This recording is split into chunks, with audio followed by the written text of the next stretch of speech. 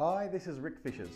In this short video, I'll be removing the Coiltek coil from the SDC and replacing it with the standard coil. First step is to remove the cover plate.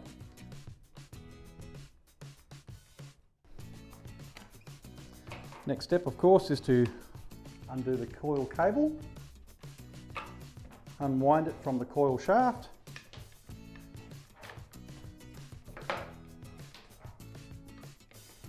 at this point we remove the nut and bolt from the end of the shaft which holds the coil to the end of the shaft. Remove the coil, retract the car shaft using a screwdriver, remove the two screws holding on the cap, put them to one side, remove the clamp,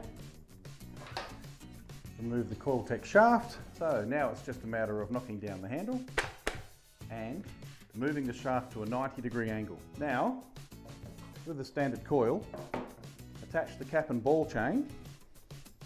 Make sure it's fairly tight, and with the end of the chain, just feed it down to the end of the shaft. Retrieve the chain at the end, and we can move on. And now, gently pull the chain whilst feeding the cable down the centre of the shaft. Gently pull the chain to assist the plug to the bottom of the shaft and bring it around the corner and out through the hole. And now remove the cap and ball chain and insert the coil assembly into the shaft. Place the cap over the shaft. Place in the two screws which holds the coil shaft into place. Gently tighten it up with a flathead screwdriver. And now replace the cable to the SDC plug. Once you've replaced the cable, just remember to place the cable back into its slot, and with the original cable cover,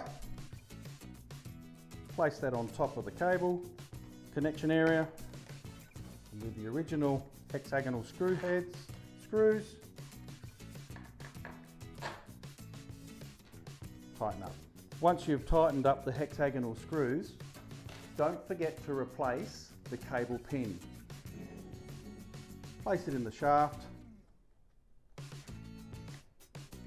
and remember to turn it anti-clockwise for 1/4 of a turn.